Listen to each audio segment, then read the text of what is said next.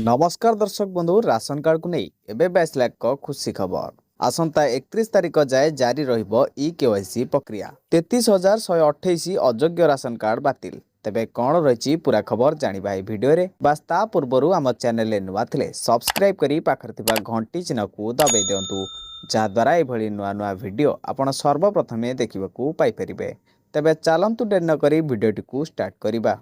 31 तारिख जाए e KYC प्रक्रिया। राशन कार्ड ई केवाईसी अवधि बाबदरे जोगाण मंत्री को लिखित उत्तर। आसंता 31 तारिख जाए जारी रहिबो ई केवाईसी प्रक्रिया। ई केवाईसी प्रक्रिया रे 6,83,000 मृत व्यक्ति चिन्हट होइचंती। 33,128 अयोग्य राशन कार्ड बातिल करा जायछि। सर्वाधिक खोर्धारे 4,747 कार्ड बातिल करा जायछि। जून 2024 परठू 15 लाख नुआ आवेदन हस्तगत होइछि। तर्जमा पर 3,23,145 आवेदन अंतर्भुक्त होइछि।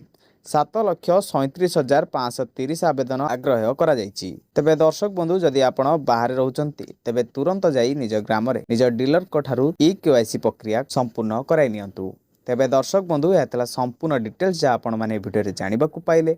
वीडियोटी भल लगे गोटे लाइक कर दिंतु। आम चैनल नुआ थे सब्सक्राइब करी पाखर थिबा घंटी चिन्ह को दबाई दिंतु।